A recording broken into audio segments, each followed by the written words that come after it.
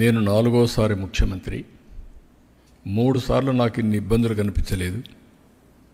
ఎటు చూసినా విధ్వంసమైన వ్యవస్థలు, ఆర్థికంగా ఎలాంటి వెసులుబాటు లేని ఆర్థిక వ్యవస్థ, అన్ని వ్యవస్థల్లో డబ్బులన్నీ కూడా ఎక్కడికక్కడ డైవర్ట్ చేసి మిస్యూజ్ చేసి కనీసం కేంద్ర పథకాలు కూడా నిర్వీర్యమైపోయినాయి. ఇప్పుడు అవన్నీ కూడా లైన్లో పెడుతున్నాం.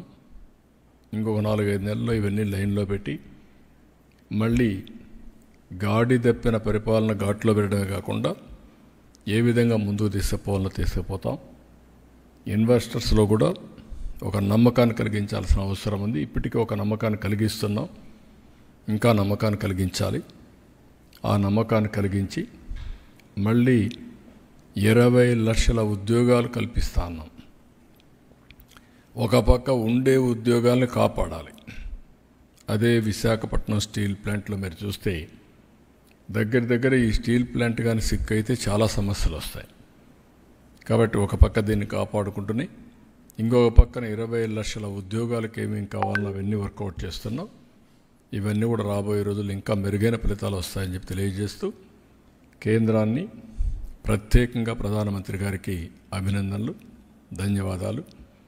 మీరు ఎన్డీఏ ప్రభుత్వం ఇక్కడ ఏదైతే పెట్టుకున్నామో ఆ నమ్మకాన్ని మీరు ఒక మాటలో చెప్పాలంటే ఎన్డీఏ ప్రభుత్వం ఇచ్చిన హామీని నిలబెట్టుకోవడానికి మీరు ముందుకొచ్చి అన్ని విధాలా సహకరించారు. దానికి అభినందనలు, ధన్యవాదాలు. Thank you.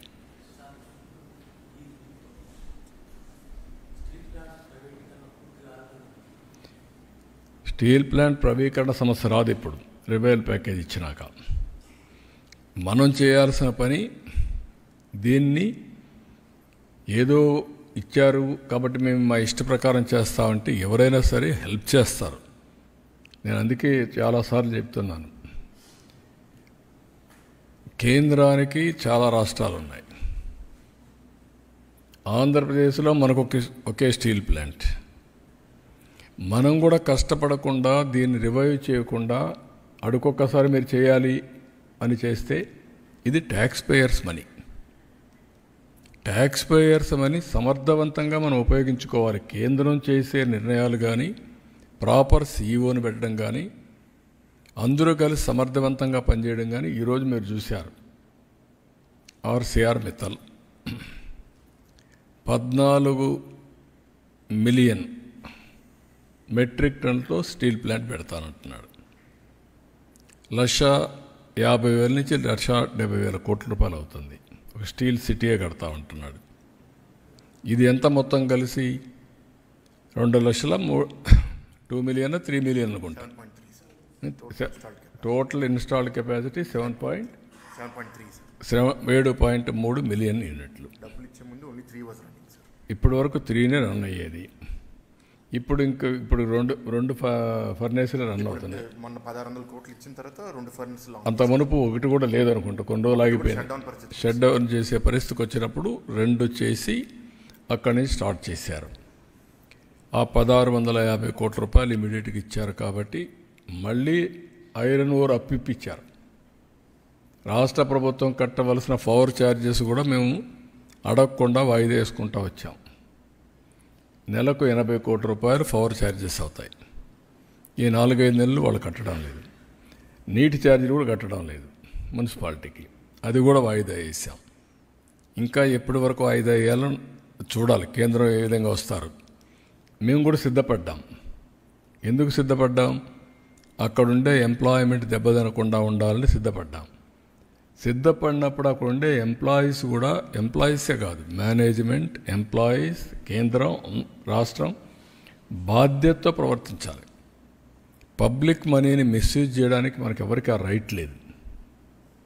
సిక్ అవుతుంది, ఎప్పుడు ఇట్నే ఉంటుంది, మేము ఇట్నే రన్ చేస్తాం, మీరు ఇవ్వాలి, ఇది మా రైట్, అది కరెక్ట్ కాదు.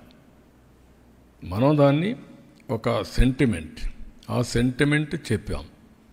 ఆ సెంటిమెంట్ చెప్పి తెచ్చిన తర్వాత దీన్ని మాట కూడా ఇచ్చాం. మేము ఏమని ఇచ్చాం? దీన్ని రివైవ్ చేస్తాం, మేము సహకరిస్తామని. అందరూ కూడా సహకరించాలి.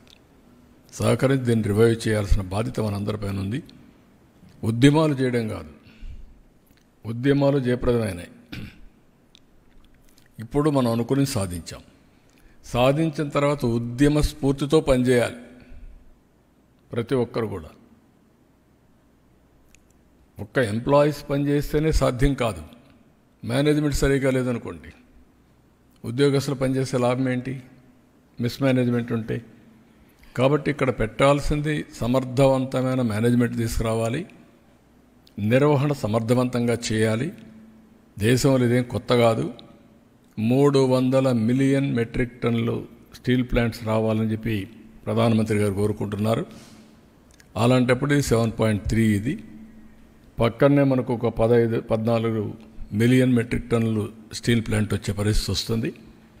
ఇవన్నీ వచ్చినప్పుడు మీలో కూడా ఆ స్పిరిట్ రావాలి, ఆ స్ఫూర్తి రావాలి. That is where they have to work it out. All of us has to work as a team. అది టీమ్గా వర్క్ చేసి సాధిస్తాం.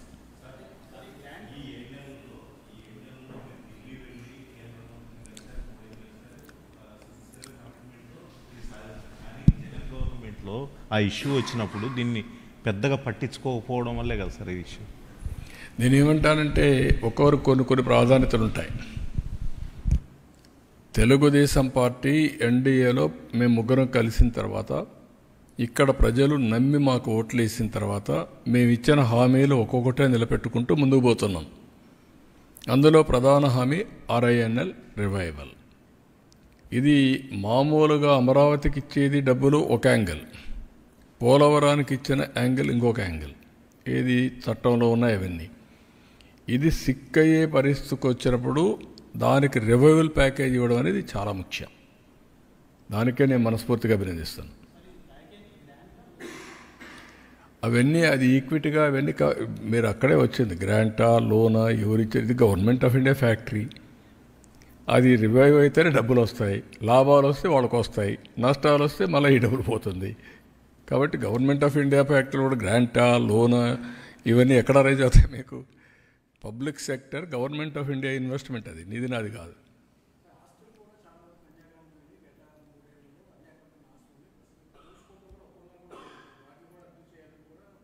ఏది కొరియన్ స్టీల్ కంపెనీ గురించి గతంలో న్యూస్ వచ్చింది. ఇప్పుడు అవన్నీ అయిపోయినాయి కదా. ఇప్పుడు ఈ ప్యాకేజ్ ఇచ్చినాక అవన్నీ ఏమున్నాయి? ఇంకా మనం అన్నిటికీ ఫార్మాలిటీస్కి పోయి లేనిపోయిన ప్రాబ్లమ్స్ తెచ్చుకోవడం కంటే ఇచ్చిన అవకాశాన్ని సద్వినియోగం చేసి నేర్చుకోవాలి. పాజిటివ్ థింకింగ్ నేర్చుకోవాలి. రేపు అందుకే స్వచ్ఛ భారత్ పెట్టా మీ అందరికీ పెట్టింది. ముందు మైండ్ మార్చుకోమన్నా.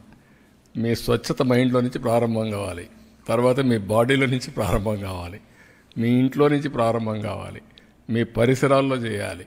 తర్వాత మీరు పనిచేసే ప్లేస్లో స్టార్ట్ కావాలి. అప్పుడే స్వచ్ఛత వస్తుంది.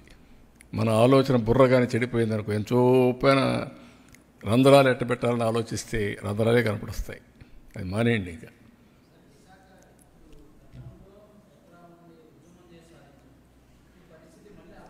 ఉద్యమం చేసి పరిరక్షించుకుందాం అన్నా. నేను అదే చెప్తున్నా. ఇది విశాఖ ఉక్కు ఆంధ్రుల హక్కు. ఇప్పుడు విశాఖ ఉక్కు ఆంధ్రుల సెంటిమెంట్.